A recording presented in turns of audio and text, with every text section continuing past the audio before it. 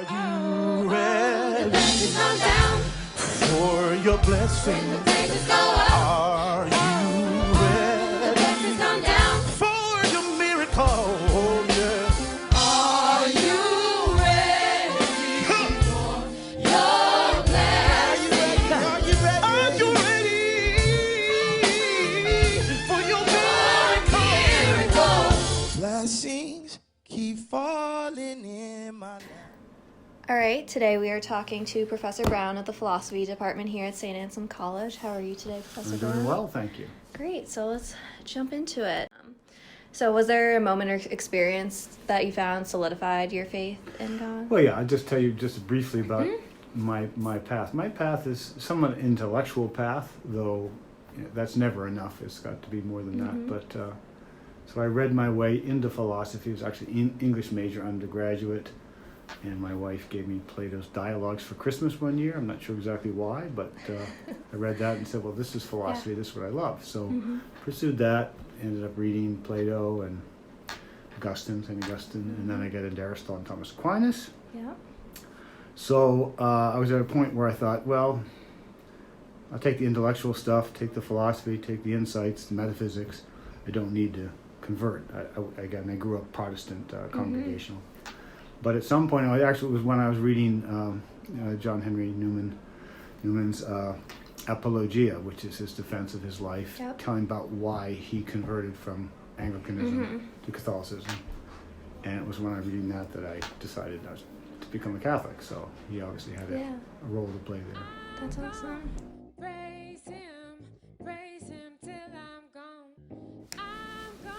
During the week of November 17th through the 20th, we will be recognizing the celebration of the canonization of Cardinal John Henry Newman. For those of you who don't know, Cardinal John Newman was a 19th century religious scholar. On Sunday, October 13th, he was declared a saint by Pope Francis. Newman is the first English person born since the 17th century to be declared a saint by the Roman Catholic Church. To celebrate Newman's canonization, there will be a number of events throughout the week. On Sunday, November 17th at 8 p.m. in the Lower Church, Dr. Monte Brown will be hosting a talk titled Newman and the Conversion to the Catholic Church. On Monday, November 18th at 12:30 in Campus Ministry, Dr. Patricia Sullivan will be discussing sainthood and St. John Henry Newman. There will be a light lunch provided. Also, on Monday the 18th at 6 p.m. in Dana 1D, the debate team will host a debate on Resolved. Cardinal Newman's vision for a Catholic college is outdated in the 21st century.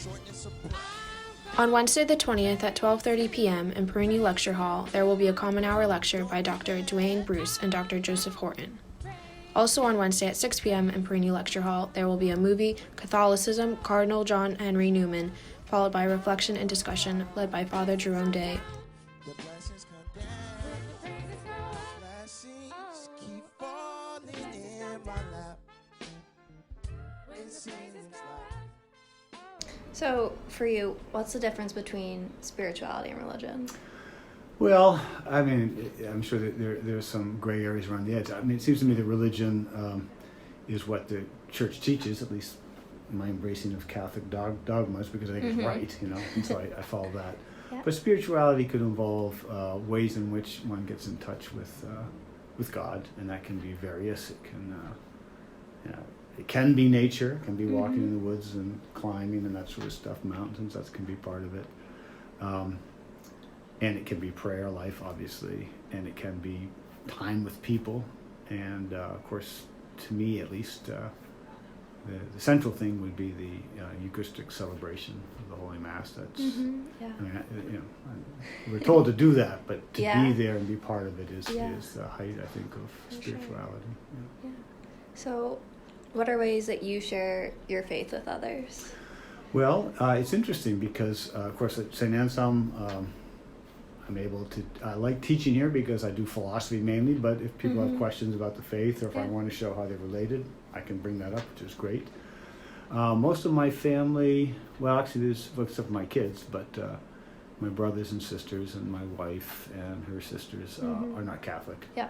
So it's it's a little tricky just because I want to share what I hold to be true, but I don't want to push them. Because one thing I've realized is I mean, freedom's so important in so many things in terms of ethics and politics and all that, but it's critical for conversion. I mean, one can't be a real Christian without freely embracing it. So I don't try to put pressure on them, but when topics come up of interest, I'm happy to share my faith. Yeah, I think that's really kind of similar to like our goals here in campus ministry is we just kind of want to give students the opportunity to explore and access their faith if it presents itself to them. So I think that's really important, is giving students and other people just like the freedom to decide what they want. And I think it's very important. And I guess I also remember, I mean, somehow if God could lead me from where I was, which, I mean, my father and grandfather were deacons in the church, and they were good, so I had a pretty good faith formation, but I drifted away in college and that sort of thing. So if they can lead me back to this, it can be for other people as well, but it has to be free. Yeah, I totally agree with that. So how do you define God? Is God a he? Is God a she? Well, I mean, philosophically, which is interesting. And that's when you take Thomas Aquinas's 5 ways, very famous at the beginning of the Summa. Those are all taken from really pagan thinkers, from Plato and Aristotle, basically. So you can argue from the way the world is, as indeed Paul says in Romans, from the things that are made, you can argue to the source of all that. Now that job, it's neither a he or she. Clearly, when you're arguing that, it's a first principle.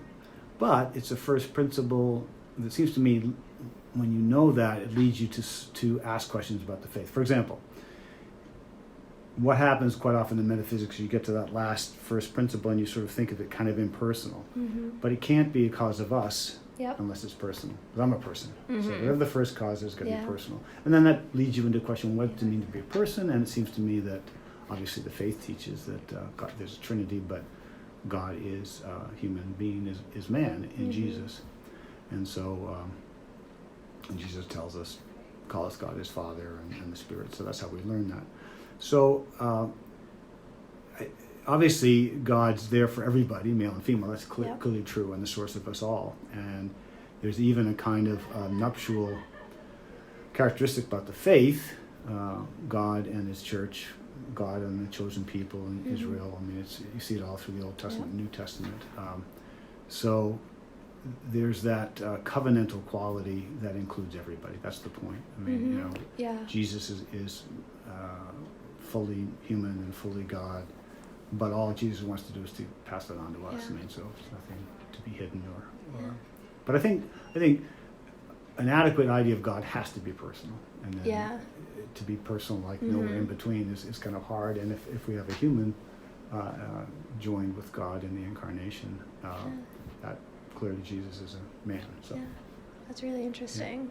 I like the perspective you're coming from with the philosophy background. Yeah, that's right. Well, it's just the way my path worked. So have you ever asked yourself, why am I here? And have you been able to answer that? Well, of course, that happens quite often. So for example, the one thing I want, I mean, my oldest daughter still practices, and my other children do a little bit, but they've married spouses who don't, so they're not really practicing. My wife doesn't practice, so sometimes I think, well, if I can't bring them to the faith, what good am I? What am I doing? But again, I try to remember that it has to be a free choice on their part, and they know where I stand, and I'll pass that on when I can. But what am I here for? Well, partly I'm here to be at St. Anselm College, I think, and teaching what I'm teaching and talking with you. So, and again, each one of us is chosen. I mean, why that happened to me, because I remember asking my wife, I'm going to be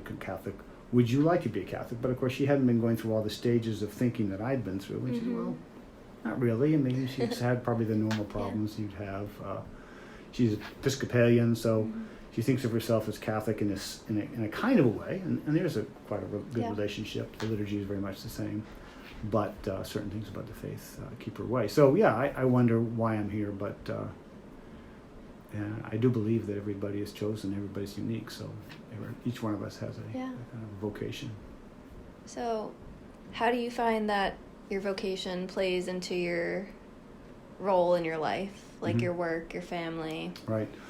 Well, certainly my progress in my research and writing I've always been interested in faith and reason together, and so I think my latest work is even more working on that and showing how, a clear intention to philosophical starting points will lead you to theology, if you want an adequate answer. So that's been a direction that I find fruitful. Obviously, my teaching, I like being in the classroom. One always wants enthusiastic students, but what happens, at least during that time in the class, I think they get enthusiastic and they see the points that I'm trying to make. So I think I can make some difference there, that's awesome. hopefully. And obviously, with my kids and their children, I have one grandson, just 2 months old, and one on the way in February. So I don't know if it's going to be a girl or boy, they don't know either. But so be there for them as much as I can. That's awesome. So at St. A's, we talk a lot about the conversatio of a good life. What is that definition of the good life? Well, it's interesting because intellectually, I've obviously read people like Augustine and Boethius and Anselm and Aquinas and Newman. I think. Well, even going back to Aristotle, well, happiness is the sum total of everything you can think of as being good. That's what we mean by happiness. And so when you find something that, a free gift, like I think the faith is, of such important goodness, that love is so great in God that God dies for us. Yeah. It's an amazing concept. And that... is a very moving thing that we find from reason to understanding the faith. And so I think both reason and faith work together simultaneously in terms of trying to find the good life. But I think ultimately it's going to be life in God, or life. It's not like you get swallowed up in God. It's always this communion thing. It's this covenantal thing. God doesn't want to take away our individuality. We're never going to be creator, obviously, but we will. We've been offered a share in God's life, so that I think is happiness. It's really interesting. I never thought about it that way. Yeah. That's really interesting. Okay, so final question. This is Yes. probably going to be the toughest one. Okay. You didn't prepare for it.